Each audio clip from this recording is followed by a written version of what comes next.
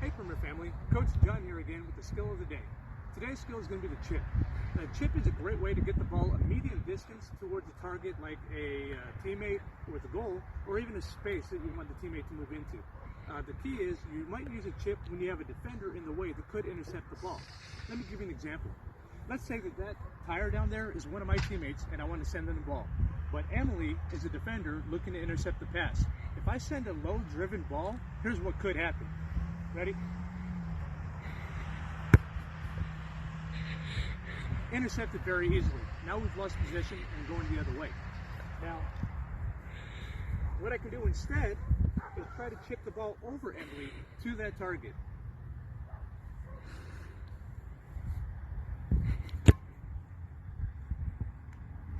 Much better. Very nice. All right. Now, the chip takes a little bit of time to master, but you already know most of the steps to it, so you've got a head start. Here I'm going to show you how to practice it. Now I've got the ball on the ground in a good spot, nice and flat, right? Now I'm going to take a couple of steps back and to the side.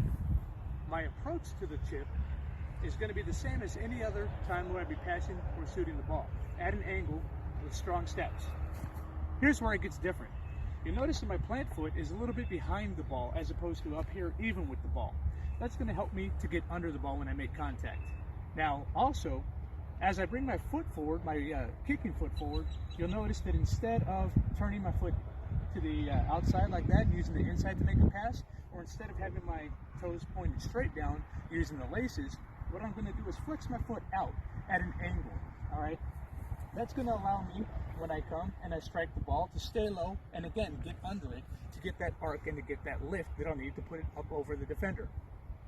When I make contact with the ball, I'm going to make sure that I make contact with the lower part of the ball. So if it's a face, think of it as the mouth or even the chin area. And then finally, after I make contact with the ball, I'm going to keep my foot low. By keeping my foot low and flicking my foot up, my toes up, that's going to help scoop the ball and also put a little bit of backspin on it. That backspin is going to help slow the ball down in case I'm passing it into a space where one of my teammates wants to run to. Let's put it all together again. A couple of steps back and to the side.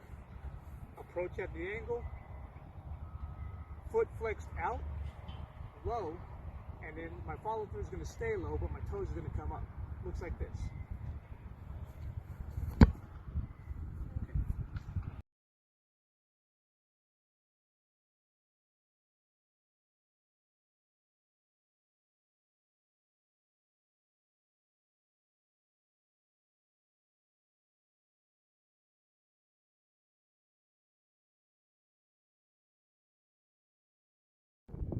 All right, now if you don't have a lot of space or somebody to help you out, another thing you can do to practice a chip is to use a brick wall or one of the walls that they have out here at the tennis courts. And it will look something like this.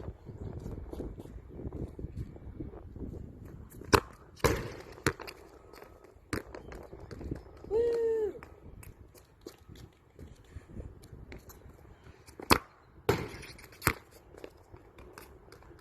Now, I like doing those because it also lets me work on my trapping, so I can get chips and traps at the same time. Two skills at one moment. Okay, so remember, some of the key points of the chip are that your plant foot is going to be slightly behind the ball instead of even with it. Instead of even, again, about 6 inches back or so. Also, when you're making contact with the ball, make sure that instead of turning your foot to the outside or keeping the toes pointed straight down, you're kind of in the middle. At an angle, still toes pointed down. Make contact with the ball on the lower part of it so you can get under it. Think of it as the mouth or the chin area. Lean your weight backwards instead of leaning over the ball so you can help get that lift. And then when you finally make contact with the ball, keep your follow through low and flick your toes up. Again, that helps to get the lift and that backspin that'll help slow the ball down if you're sending a through ball to one of your teammates. All right, guys, that was a chip. Hope you had a good time, and I can't wait to see your skills out there on the field again.